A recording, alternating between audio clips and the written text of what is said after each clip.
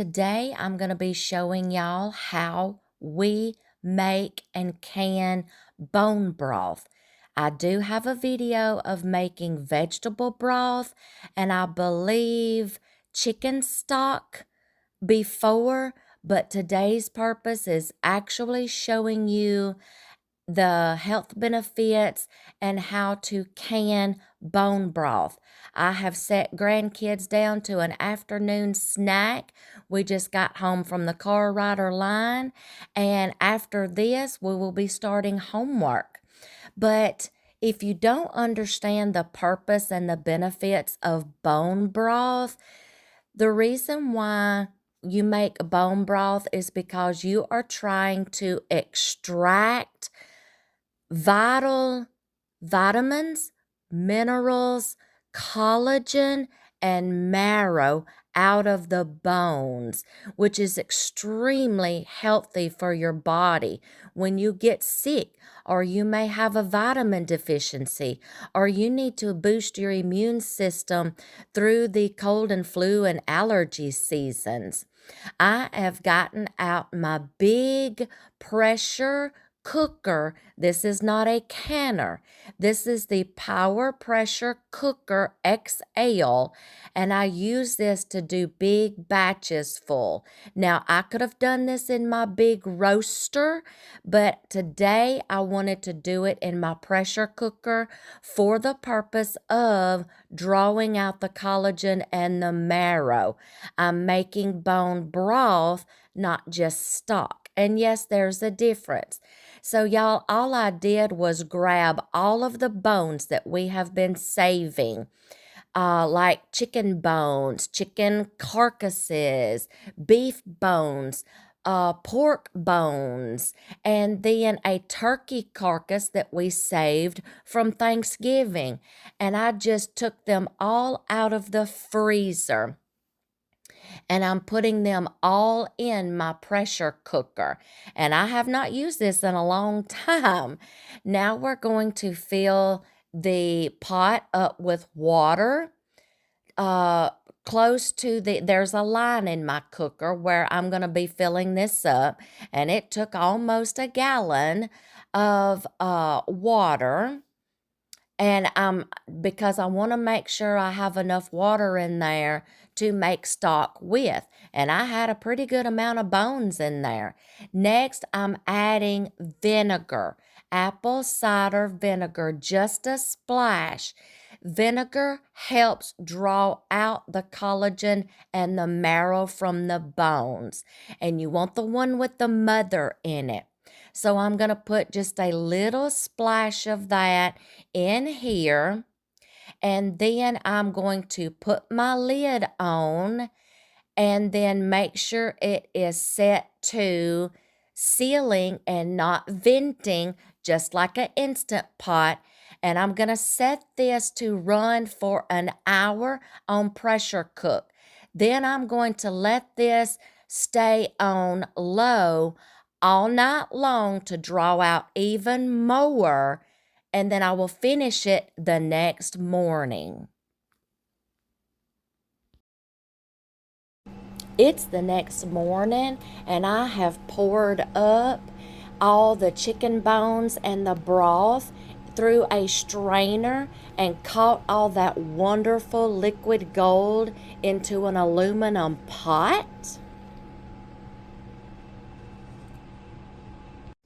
And here we are, all strained. Just look at that beautiful liquid.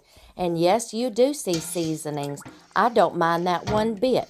Because when you are extracting and making bone broth and there's no seasonings or anything, it can be kind of bland when you try to drink it. So I don't mind the seasonings from chickens or turkeys being in my broth. That just gives it more flavor and easier to drink if you need to sit down and drink a warm cup of broth when you're sick. So in my pressure canner, my All-American pressure canner, I am filling up and measuring my water, and I see that I needed just a little bit more. Every pressure canner comes with an owner's manual that tells you how much water or how many inches to fill your canner with water specifically for that model and that brand. So I've got water in there, and then I'm going to be letting that heat up that water because this liquid in my stock pot is hot. So remember the rules of canning. You want the temperature in your canner, your water, the ingredients in your jars or your food to all be the same temperature. If I try to put that hot liquid in that jar inside cool or cold water in my canner, it could shock it and could bust my jar. So that's the rule of thumb for canning.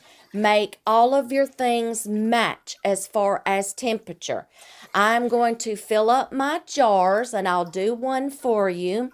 To the neck of the jar, leave a 1-inch headspace. From the rim, leave a 1-inch headspace. This is liquid. You don't have to debubble. So now I'm going to wipe my rim off to make sure there's no debris or juice or seasonings or oil that will interfere with the rubber seal on the lid. I'm going to screw that cap on or that band on fingertip tight. I'm going to finish all the others.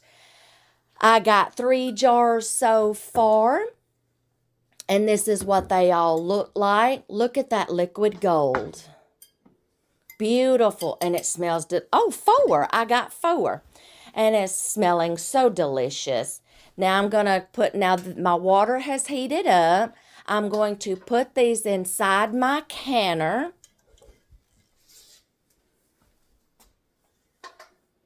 And I am going to put my lid on, and I love the features on the All-American canners that has the bolted screw-on lids. There's no rubber seal. I just feel like after all these years, somebody just kind of made them a little safer. You don't have to worry about lubricating a rubber seal or one cracking or getting damaged somehow.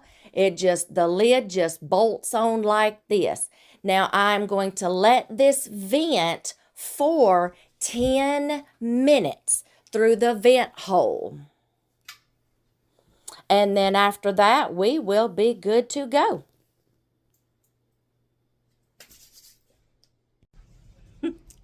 After they come out of the canner yesterday, I forgot to show y'all what they look like. I processed them for 25 minutes at 10 pounds pressure since they're quarts. Pints gets processed for 20 minutes. This is what you end up with. You see that white up there at the top? That's collagen. You need that stuff.